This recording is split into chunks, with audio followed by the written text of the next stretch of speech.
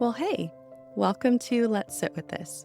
I'm Kristen Calloway, a licensed therapist, and this is a place where we talk about hard things in a way that actually makes sense. More like chatting around a campfire than sitting in a therapist's office.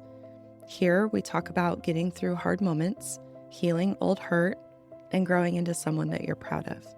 So pull up a chair, get comfy, and let's sit with this together. Welcome back. I hope your holiday season has included a few moments of joy in what is often a lot of chaos for most of us. Today, very excited, I have my first guest episode. I'm joined by my friend and colleague, Megan Secrest. Megan is a licensed clinical social worker and the founder of Gift of Grit Counseling. She does really thoughtful work with anxiety, trauma, major life transitions, identity shifts, and grief. And she has a really inspiring yet relatable health journey that I can't wait for you to hear. In this episode, we're talking about New Year's resolutions, but not in the usual pressure-filled way. We'll explore why resolutions often fall apart, how your nervous system plays a role, and how to set goals that actually fit your real life and energy. She shares some really helpful insights, so if you like taking notes, this is a good one to have a notebook handy for. Yeah, I'm so excited to have you on today, Megan, and we're going to talk about New Year's resolutions, everything about them, of why they fail, and how to set ones that'll actually stick. Yeah, cool. I'm excited to be here. Thank you for having me. So welcome. Okay. Yeah, so I honestly would love to just get into your story and have the audience hear the journey that you've had before we get into the nitty-gritty about resolutions. And so I'd love to just tell everybody your story. Yeah, so okay. So I'm pretty upfront with people that sustainable long-term change is something I personally deal with. So I do understand when people say change is hard. I'm like, I do actually get it. Mhm. Over the course of like my teen years and then my adult life, I've probably lost and gained about 175 pounds, give or take, starting with a stint in Weight Watchers when I was just 16. I've been kind of off and on the weight loss and the health train, I'd say most of my life.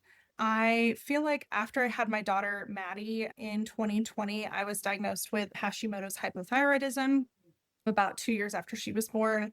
And then I was weighing in at 259 pounds. So the highest weight I'd ever been at. And I was like, okay, it's time. Mhm. I can't do this. I can't be the parent I want to be. I can't be the therapist I want to be. You almost have a touch of like imposter syndrome when you tell clients to take good care of themselves and you aren't doing those things yourself. Yes. Yeah.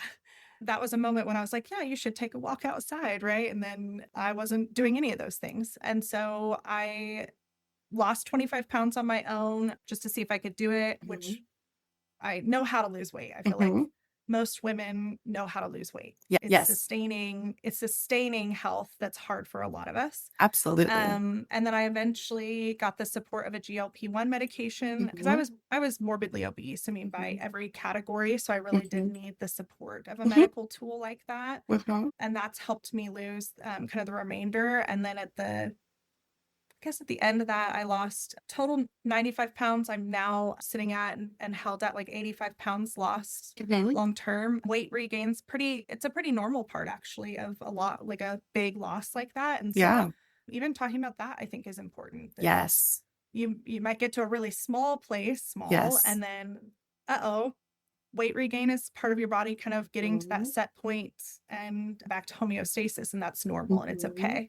Yeah. So that's kind of the basis of my story, and I can fill in the blanks wherever you need me to. Yeah, well, thank you. And I do just want to pause. I feel like, and I would love your input on it. I feel like with the prescribing of GLP-1s and medication to assist weight loss, I feel like there has become this really sucky narrative that like if people are using some kind of medical intervention to help with weight loss, that it like quote unquote doesn't count or not as real. And I just want to make sure that for anybody who is listening, that However, you lose weight that is safe and healthy and medically prescribed, that your weight loss isn't any less important because you had medical intervention to help at all. It gives a lot of people the ability to lose weight that they probably wouldn't have had before. So, Mm-hmm. yes. Yeah, totally agree. I agree. I think, plus when people say it doesn't count, I'm like, well, my joints can tell you it counts. There's a big difference between 80 pounds heavier and 80 pounds lighter. So it counts there. Or, all those things that we don't think about, being able to slide in between tables at a restaurant, it counts there. Like all Yes, those moments add up. And yeah, how absolutely. you got there, I think, yeah, it's really, it's a decision between you and your doctor, and that's Absolutely. where it should stay. Yes. Hmm. Oh, yeah, Yeah. absolutely. But if there is something that helps you become more of the person that you want to be and live a life that is more, aligned with your values, it's exactly that's between you and your doctor and nobody's business. Yeah. Yeah, Yes. I agree. I Yeah. think it's become a buzzword for sure online, Mm-hmm. both negative and positively. So Mm-hmm. we're just here to maybe bring some gentleness to that conversation, some nuance. Like, Absolutely. Yeah. mhm. So I'm curious of, what do you feel was different between the times before when you had tried to lose weight and this time? What was the difference? Mm. I think a focus on consistency, which we're gonna, I know, talk about and touch on a lot Mm-hmm. in a little bit here, but small actions every day do add up. I also think that thinking about how you want to feel when you're 70 is a great motivator, at least for me. And I know that you Yes. and I've talked about that feeling Yes. of strength and wanting to be able to live independently, watch your Yes. grandkids, Yes. travel, like that stuff's important to me. And as you get older, though you get closer and closer to that age, and Mm-hmm. you go, oh, I really have to do something about this before Mm-hmm. I hit 70. And it's not that it's too late, but it would be much harder at that point to shift. So Yes. I think all those things combine, and then wanting to be a present parent, I think makes a Mm-hmm. big difference. And I didn't have that before. Mm-hmm. Before my daughter was here, it was me losing weight for vanity, I think, a lot of the Mm-hmm. times. And that, I wish vanity was enough, but it's not, at least not for Right? me. It might be for some other people, but it's not for Yeah. me. Yeah. Yeah. So I think those are the main things that were different. Hmm. Okay. Yeah. Yeah. And so what were the strategies that you were trying to use, the earlier times with weight loss where it didn't stick? Oh gosh, we could go through the list of everything I've done. I've done Weight Watchers. Mm, Weight Watchers there's a stat, they don't like it out there, but a stat that 75% of their customers are returning customers, mm, which tells you a lot about. I do think it works for some people. I really do. And it worked for me. I want to make it clear. I've mhm, lost 60 plus pounds 2 different times with Weight Watchers. Keeping it off, I think, was the hard part. mhm, So a lot of restriction. That's kind of how most plans work, right? Is restricting mhm. yourself, which is hard to do long term and Yes. doesn't build any habits. Like, Yes. I don't know. For me, that's the maybe another big difference is like, yes, restriction has to happen to some degree Mhm, to mhm. move the needle. I wish the day that they come up with a way to not restrict and also achieve your health Right? goals, I'm there, but they haven't Yes. gotten there yet. They So haven't, not we are yet. stuck with they haven't. No, not yet. Mhm, But restricting all the time is really unrealistic for most human yes. beings. And so I've tried every restriction method possible. Sure, if I'm not super drastic things. I've never used like diet pills or those types of things. They weren't very popular at least when I was in the weight loss realm, or maybe I just missed that trend. And everything Yeah. else, I've tried it all. Slim fast, shakes. Oh, gosh. Yeah. And I know you've probably can attest to that too. Most women have Yes. tried many things to try and get to the body they think that they should have. Gosh, I had a client remind me of the Special K diet of that, for 2 meals, you just eat a bowl of Special K cereal, but that you eat 2 of those for 2 meals a day, and then dinner, you have some still fairly restrictive, right? And that kind of diet. Yeah. Um, Hmm. yeah, yeah, there's just so much. Hmm. Um, yeah. And so if we talk about New Year's resolutions, because we're coming up on that time of year where the gyms are going to be full and everyone is setting all these goals of the New Year's resolutions and how often that people can set the goal for January 1 and then February 15th have fallen off the wayside. Um, I'm curious on your take. Why do you think the typical New Year's resolutions don't work? That's a good question. I think I can speak for myself and say that I used to set too lofty goals, so like really Hmm. unattainable Hmm. New Year's resolutions. Hmm. So I think that's a lot of it. For most of us, we set things that are unrealistic.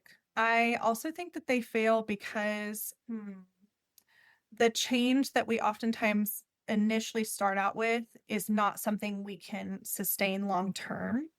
So it's not just that the goal is too lofty, it's that we tell ourselves, I'm going to run 30 minutes a day when you've never run in your life, right? Like, well, okay, I'm not even a runner. Kristen, you can speak more to that, but like, if you jump into running 30 minutes every single day and Yeah. you've never run a day in your Yeah. life, you are going to burn out or injure yourself or both. Like, Yes. it's just part Yes. of it.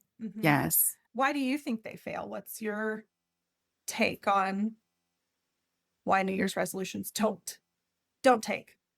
I agree with you. I think it's about the goals and that not only are they really lofty, I think that they are often misplaced and that they don't, again, lead to sustainability, which is just probably going to be the word today. But I feel like the goal for most people, probably most women, is I'm going to lose 10 pounds or I'm going to lose 20 pounds. And weight loss isn't linear like that. I don't think there's anything wrong with having a weight loss goal. I think that people can often have an idea in their mind that they need to be at a certain number, that maybe that's just not where their body is. You Yeah. know, where we were when we were 19 is not where we're going to be at when we're 35. Um, Certainly for women post children and all of those things. But I think that Mm-hmm. people will set the goals for something that's just like too specific, often vanity related, and that it's just about this like short term burst of energy. I'm going to do something. And then it just kind of falls to the wayside. I also think that I get so frustrated when I start to see so many of these like sales things of these plans, right? Of these like 30 days of like wall exercises, and you'll get a flat stomach. And they'll show these before and after pictures that are clearly doctored or, showing somebody who spent 2 years working on getting those changes. But people who are desperate just want to feel a little bit of hope and jump on that and spend money. And then I feel like people just then get depressed and demoralized and stop. And then they just get back on the cycle of every January. Yeah. Yeah. Yeah. But I feel like it's all about Mm-hmm. the goals, having the right goals is what Mm-hmm. is. Yeah. Mhm. It's a huge piece. Plus, I think Mhm. I was just thinking that the timing of the year also Mhm. probably plays into it. Like Mhm. we choose at least for me, the hardest months of the year. Mhm. I think January and February. February is my birthday month, and I despise not my birthday, but the month it's in Yeah. because it's cold, it's miserable. Yes. It's in Oklahoma, it's the darkest and time of year, Yes. and we expect people to feel motivated to Mhm. go pursue health goals Mhm. during comfort food season, Mhm. during it gets dark at 5 p.m. season. Like Mhm. to me, it's also that piece of rhythmically we're kind of supposed to hibernate a little bit, and Yes. January 1 hits and you're supposed to be ready to hit the gym at Yes. 6 a.m. That's just, I don't know, it Yes. I doesn't spell agree. out success. Right. Especially Mm-hmm. after 2 months of, typically we're eating like our favorite foods at Thanksgiving and Christmas or whatever we celebrate. And for me, those tend to be very carb heavy.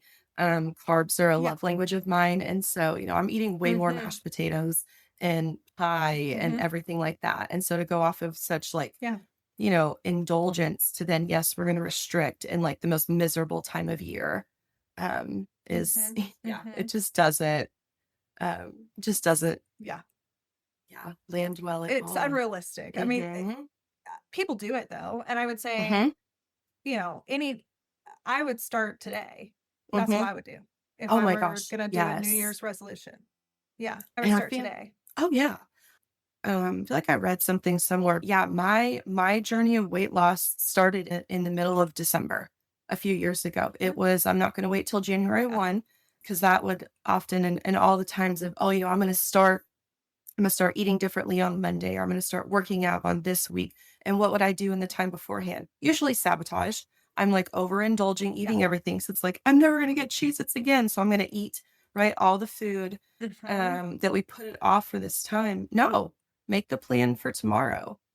Um, Yeah. and I think that a trick here is that if your if your plan to change, if your resolutions are too complicated for you to start tomorrow, they're too lofty. Like it needs to be Yep. doable. Now it's fine, like if you need to go to the Mhm. store to get a set of dumbbells or, you need to go, buy some vegetables to add in. But if you need so much time to like plan and build out everything for your resolution, it's too complicated. Yeah. It's not going to stay. Yep. I think Yeah. that's a great point. Yeah. A good measuring point for a lot of Mhm. us to say, oh, I've set something pie in the sky type goal here and it's not going to stick long term. Yes. Yeah. Yes. And so I want to dive in a little bit more. We'll talk about the sustainability in a minute, but I feel like when we hear about New Year's resolutions and health and fitness goals, rarely do you hear about somebody talking about the goals that they set for when they're 70. And I feel like that has been um, such like a mindset change for me where that's also my goals are so much further. I have short-term goals right now, but my goals go so much further out, but I never hear people talking about that. And so I would love to hear more about why you think that that helps and how that motivates you. Mm-hmm. Look, I mean, it comes from a personal, I feel like everything comes from a personal Mhm. place, but so it's a tale of two grandmas. I really should write a blog post about it, but my mom's mother was morbidly obese Mm, after a terrible car wreck, lived a very hard aging existence. I mean, I don't know how else to describe it. Just it was not an easy aging process. She's since passed, of course, but uh watching her and then my husband's grandmother, his nanny, is in her, I want to say late 80s, lives on her own, mhm, is just now, entering hospice, but up until then had been gardening all throughout the mhm, summer, cooked every single meal, went for walks regularly, lived a really full mm, life. mhm, And so I remember looking at both of these women thinking, which one do I want? Right? mhm, Which existence do I want?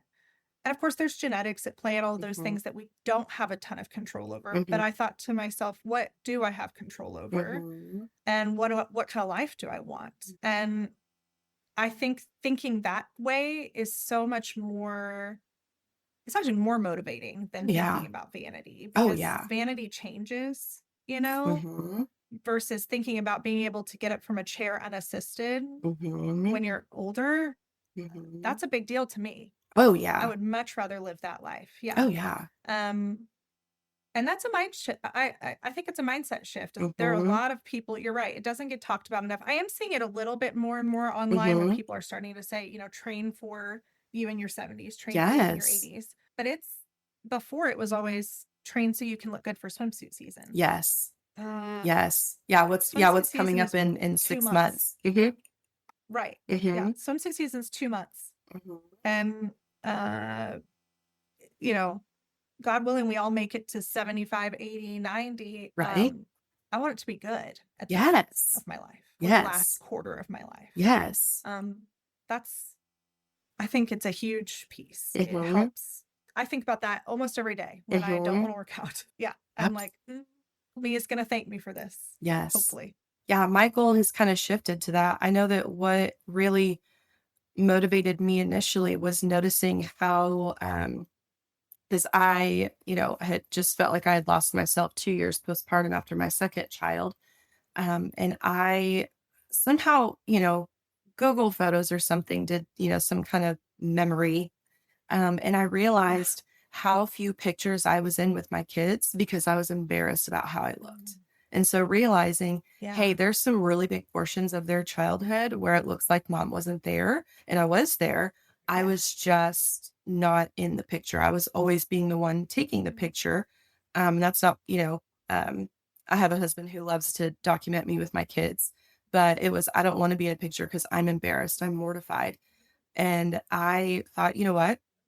When my kids are older, like I want to be proud to be in the picture with them when they're playing soccer, when they're, getting ready Yeah. for homecoming and all those things. I just want to be proud to be in the picture. Not that my abs or my legs look a certain way or a certain dress size, but I just don't want to be so, embarrassed. And then it was when I started my running journey and when I joined Run Club and where I'm running, and there are people who are 70 years old who are passing me. There's this one guy, I'm not going to ask him because it feels awkward, but like he's got to be close to 80.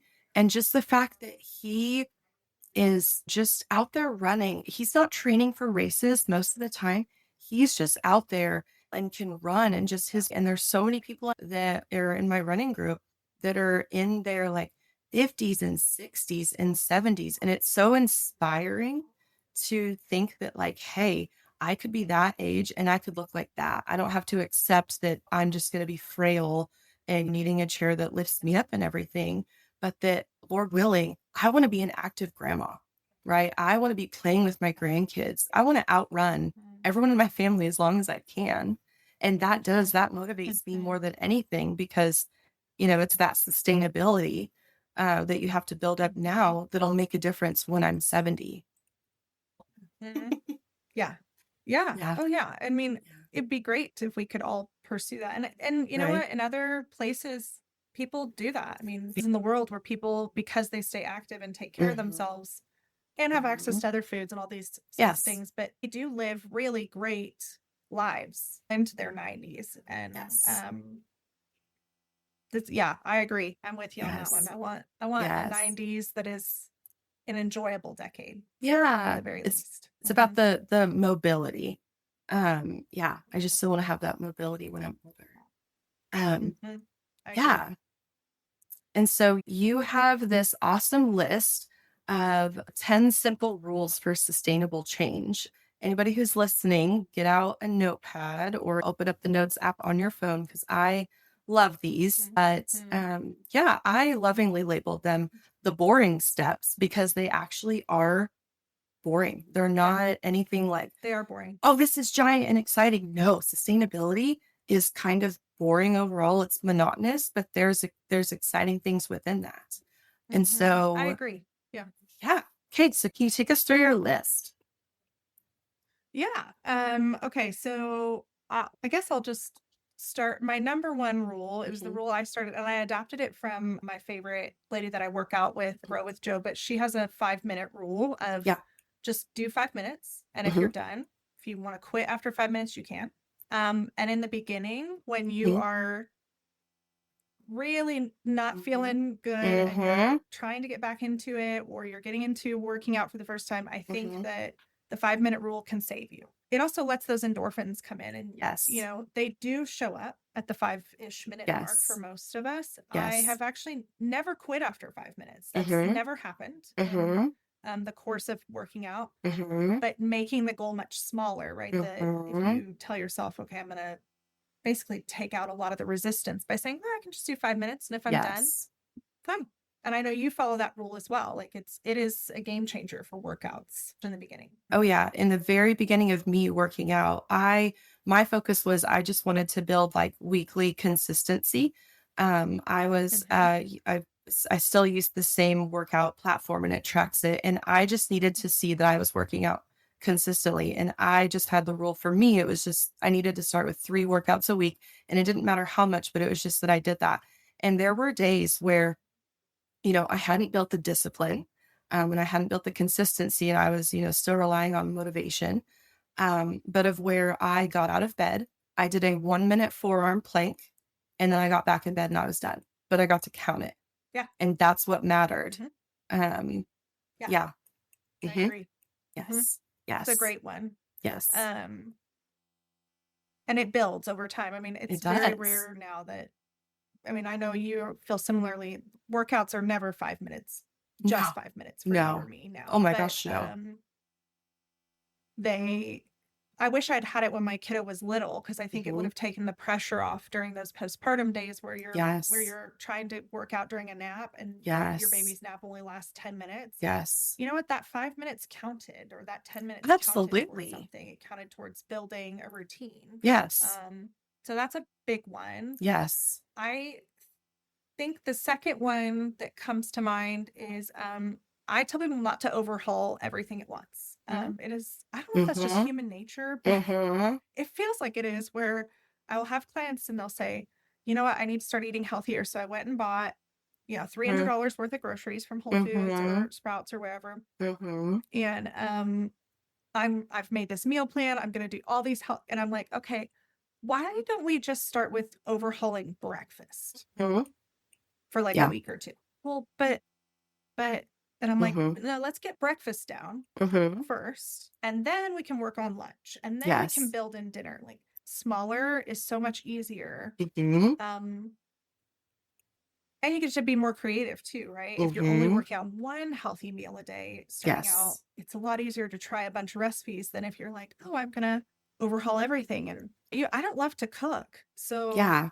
My brain I locks I don't up. love If it's cooking. like I have to do all these Mhm. new things, my brain just Yeah, locks up. Yeah. yeah, it Mhm. overwhelms you. So start Yes. with one thing at a time, and then Yes. add on to Yes. that. It's so much easier. I mean, Yes. you can do that with any habit, working Yes. out. Yes. Trying to think of other habits, like screen time. Okay, start Yes. with cutting out screen time a little Yes. bit at night, as opposed to I'm gonna turn my phone off at 7. Okay, let's I know you, you know you. Let's be Yes. realistic here, right? Yes. So, yeah, that's a big one. The rule of three. Mhm. This one, actually, I don't know where I saw it. I saw it somewhere, and I was trying to find the research article I read for it. Mhm. But essentially, I think that decision overwhelm or decision fatigue gets to Mm. a lot of us Oh when we're my gosh, thinking about yes. any sort of change, but Yes. eating healthy, working out, etc. So my rule of three is I keep three go-to Mhm. options for things like, let's say, the healthy breakfast, for example. I have three go-to options. I Mhm. have protein coffee and oatmeal. I have eggs Mhm. and toast. I have a granola and yogurt bowl. Those are my three go-to. I always have those things on hand, Yes. and I just know that they're Yes. there. That Yes. sounds boring, but I don't know about you. I can eat the same thing for a really long time Oh, before I for get bored sure. of it. But if you have three options, you can rotate them if Yes. you want to. And some people, we kind of naturally do this anyways. I mean, I Mhm. don't know that many people that try a new recipe every single week. So think of your three for workouts too. What are Mhm. my three workouts? My heavy lifting, running. I'm going to go for a 10-minute walk. Okay, on a day where you're like, I need to get a workout in, but I don't know what, go to your rule of three. All I have today is a 10-minute walk in the gas tank. Yes. Go do that. That could be a huge. And I think to have one of those be like a fun, exciting option, right? To have one, so one of your workouts, if there's somebody who just loves Zumba or like a dance cardio, make sure that's always an option, because if it's fun, you're more likely to do it. Or make sure that one of your go-tos is like a favorite food, right?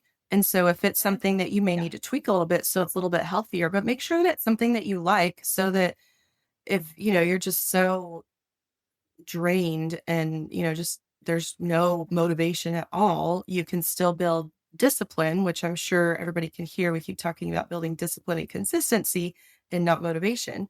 um it'll just be easier to stick to if something about it is fun Absolutely. or Yeah. exciting. Yeah. I agree. I mean, you and I, we bond over our love of Purely Elizabeth granola and oatmeal, Oh and my gosh, it's good stuff, yes. y'all. Yes. Yeah, that would be an example of something I would find enjoyable for Oh, for sure. breakfast. It would Yes. definitely be one of my three. Yeah. So I think, yeah, that's a great idea to make sure that one of them is sparkly and shiny, Mm-hmm. bright and shiny. So, Yes. yeah. So I think I'm on 4. Yeah, number Yep. 4 now. So I talk about this a lot, but the way the brain changes identity Mm-hmm. is essentially we have to repeat stories, add an Yes. emotion to them, add an action. If you are trying to become a person who works out, the Mm-hmm. story you need to tell yourself is, I'm a person who consistently works out, Yes. right? Yes. And then I pair that with action and Mhm. emotion, Mhm. preferably a strong positive emotion. So Mhm. play good music, pump yourself Mhm. up. But those three things together over time, if you continue to do that, it becomes really easy to Mhm. kind of fall into that new identity of I'm Mhm. a person who consistently works out. Yes. Most of us forget that piece because we're like, oh, well, yeah. When I am the person who consistently works out, I Mhm. will tell myself that. No, Mhm. no, start telling yourself that day one. Mhm. So Yes. it's shifting those brain, neural Yes. pathways very, very early on Yes. in the process. Yes. Which I think Yeah. that helps shift the goals away from just being something that's very, um, just like very small focused, right? Of like that you're Mm-hmm. just trying to lose a certain amount of weight, or that you are wanting to follow a certain diet, rather than this is something that I'm trying to get to. This is who I am, that this is who I'm becoming. I've heard that so much too, and that's often the workout coaches that I will follow will often talk about that. You need to talk about yourself as if you were already there. Of, yes, I am someone who works out, and that was language that I started with too. Not, I'm trying to work out 3 days a week. I'm someone who works out 3 days a week. Right. And I'm Yep. saying that to myself because then I'm believing it. And it's not just this goal that I'm chasing, but it's this person I'm becoming. Mhm. Yes. Yeah, Yeah. absolutely. Yeah. Or Yes. I'm a runner. Like, Hmm. okay, saying that to yourself as opposed Hmm. to I'm a person who hopes I can become okay, well, let's use language that's motivating on some Absolutely. level. Hmm. Mhm. Let's see. The fifth one, I talk about this a lot with clients. I don't talk about it a ton anywhere else, but I think when we're talking about measuring progress, I think we need Yes. to use multiple Oh my gosh. meanings Yes. for that. Not just a number on a scale or those types of things are one, the number on the scale is somewhat outside of your control if you think about it. Like Hmm. it's dependent on whether or not you went to the bathroom that day, what you've Right. already eaten, like Right. what clothes you're wearing, Yes. it's unrealistic to say, Yes. um, I'm going to only base my progress on this number that has all these Yes. other factors I don't have control over. So I use lots of different ones. I like looking at things like measurements using Hmm. literally a tape measure. I think it's important to do, especially if you're looking at Yes. body recomposition of any type. Yes. Um, Which I want to pause you, I Megan. think, yeah, That is what we should focus on, body uh-huh, recomposition, not just weight composition. loss, Hmm. right? Because Yeah, that yeah. number, and this is something that I have kind of let go of. I don't have a goal weight. I have no idea Hmm. what my body will weigh. I know that I want to go through body recomposition. Now I do want to lose fat and gain muscle.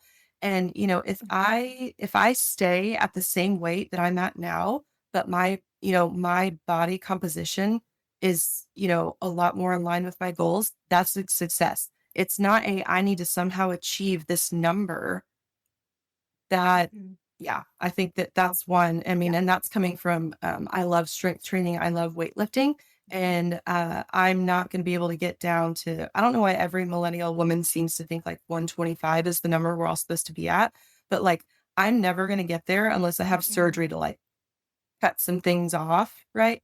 Uh-huh. But Yeah. that, Mhm. your ideal weight may actually be higher than you think. But I just love that. The body Yep. recomposition, that needs to be the goal, not some arbitrary number. Yeah. Absolutely. Yeah. And I Hmm. think it's more satisfying if you think about Yeah. it. Like um you can see body recombs, especially if you take Hmm. progress photos is a great way to measure it too. If you don't Hmm. like using a tape measure, do Hmm. progress photos. Same lighting, same time of day, same outfit, Hmm. month to month. Don't do it every Hmm. single day. No. It's gonna make you feel bad about yourself. You're not Yep. gonna see any change, but you will Yep. see changes in pictures. So on your energy levels, can Yes. I lift more than I Yes. used to a week ago? Yes. I sometimes will choose a workout that I thought was hard back, Hmm. 6 months ago, and I'll do it again, and I'll be like, wow, that wasn't hard. Hmm. It's not as hard as it was. That's a Hmm. sign that you're gaining strength, gaining mobility in a way that's really tangible Hmm. versus, yeah, a number on the scale. And I couldn't tell you the difference if I saw a woman at 150 versus 145, I wouldn't know the difference. Right? That's us being hard on ourselves Yes. unnecessarily about Yes. something that the rest of the world really can't tell the difference Right. most of the time. Right. Yeah. Yeah. And I feel like, Mhm. especially the number on the scale, it can be so demoralizing and kind of take us away from our goals. Now, I'm not against people weighing themselves. I still weigh myself to kind of track, but with the change in Mhm. goals and personal therapy that I've been in, I don't have this emotional attachment to that number anymore. The scale was actually up Yeah. today compared to a few days ago. And I was just like, okay, Yeah. that's fine. Mhm. But, oh gosh, I forgot what we were talking about, Megan. I had an ADHD moment. That's okay. That's all right. I mean, the main thing is, yeah, don't get too attached to the Oh, number the on the number. scale. It's Yes. yeah. Yes. Mhm.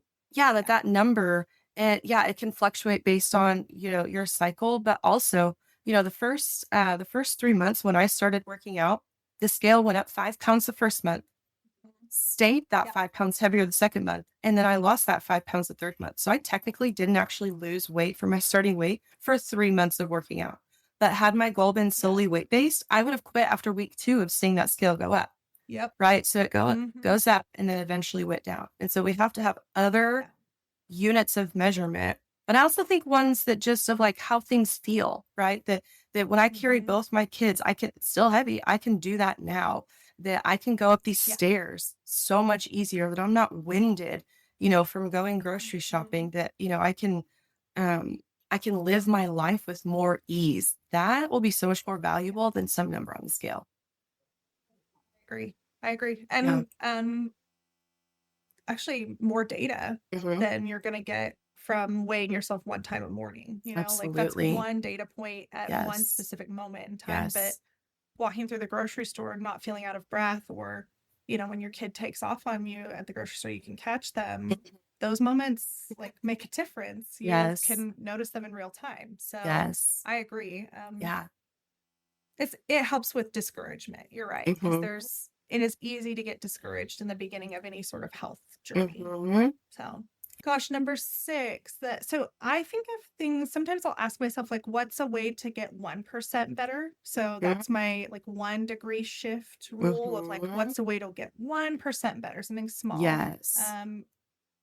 Add one vegetable to a meal that you normally would have had. Yes.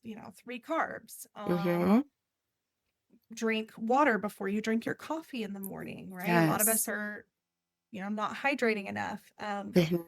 I I think that those moments do add up over time, but we Oh, kind of poo-poo absolutely. them as a society. I don't know Yes. why, other than we like flashy and we like fast. Mhm. They're not flashy and they're not fast, but they do add Mhm. up.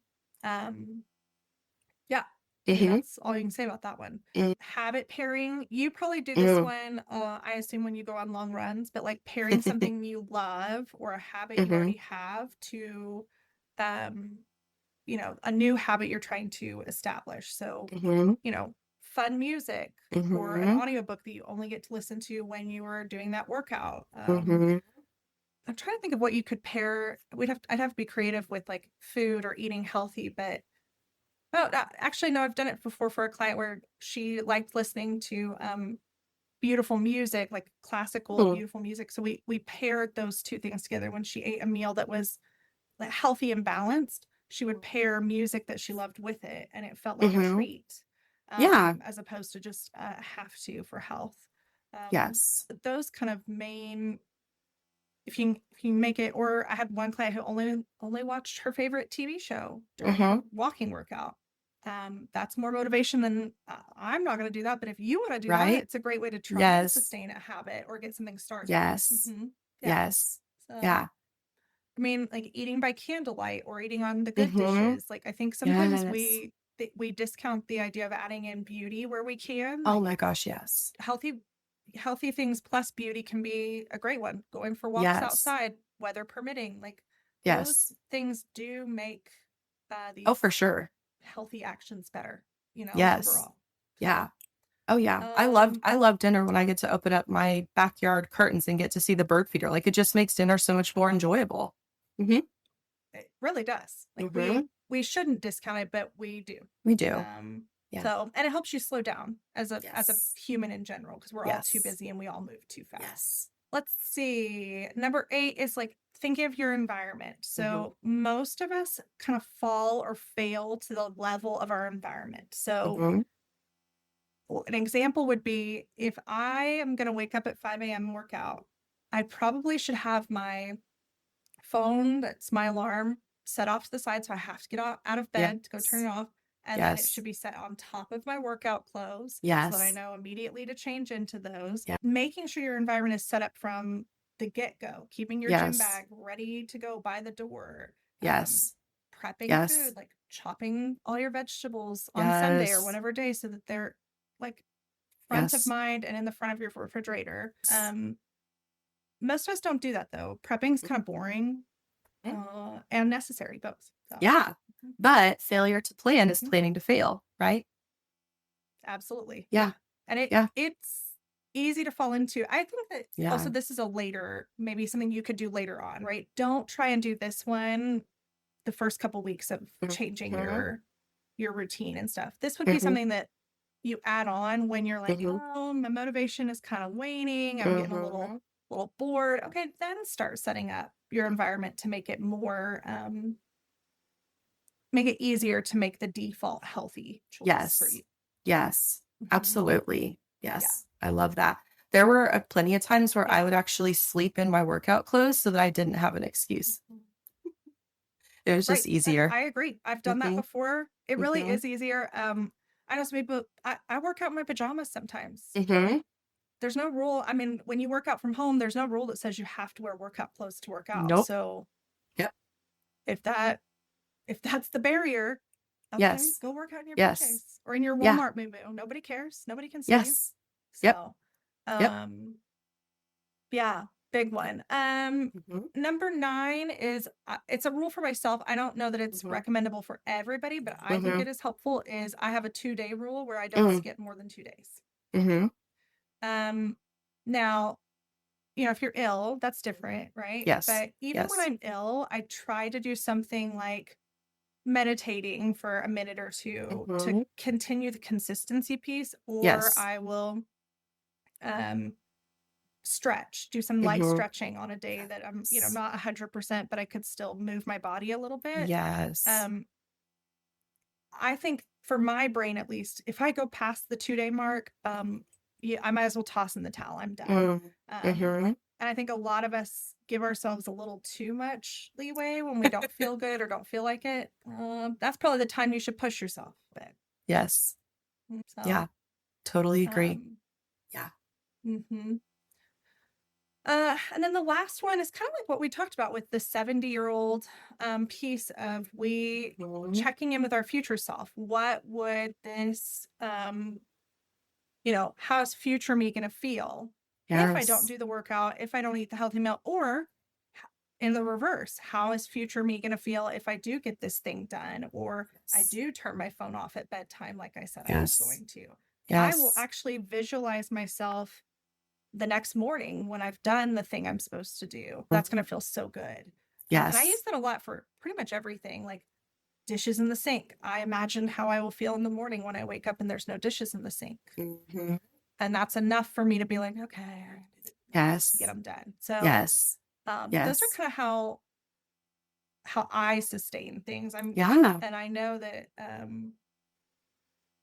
they won't work for everybody, but a lot of Mm-mm. them are. You're right. They're the boring basics They for the most are. part. Yes. But what they Mhm. do is they build discipline and they build consistency. I have a coach who will say, she'll joke that, if you wait around for motivation to come by, that's a tree that's going to bloom a few times a year. And if you're waiting for that, you're going to be waiting a really long time. But that if you build um, consistency and if you build discipline, and she would even talk about, watched her post one thing recently about that she would do an integrity workout. That she didn't have the motivation to do it, but she was working out solely for the integrity because she is someone who works out. Right. And so it's not waiting for the motivation when something feels exciting and it's Mhm. flashy and it's, all these big things. Those are not going to last. Now they build over time, right? I Yeah, have a sure. lot more motivation now to work out than I did at the very beginning. my progress is a lot smaller now because I've it's built up so much. I enjoy it. But that, yeah, you need Right. to build the consistency and you need to make it sustainable so that 2 years Yeah. down the road, you can be talking about how far you've come rather than, okay, did I lose this amount of weight in 6 weeks? Or, did I stick with this, ridiculous diet for a month that I've now Mhm. fallen off the wagon? Mhm. So, yes. Yeah, I'm with you on that one. Well, thank you so much, Megan. It was so exciting to have you on, Thank especially you. as my first guest. So thank you. Yeah, happy to Um, be a guinea pig anytime. yes. Well, I'll certainly have you back Yeah. on. I have so many other things I want to talk with you Yeah. about. But Yeah, thank you. yeah, so I will link to your social media and your website and Mhm. everything in the show notes. Everybody go check her out. I love all the things that she shares on social media, especially Thank about her own you. Mhm. fitness journey. And I love that you show like a real body and a real exercise. Like that's Mhm. just so inspiring. So everybody go check that out. It is it Yep. is real, yeah. Yep.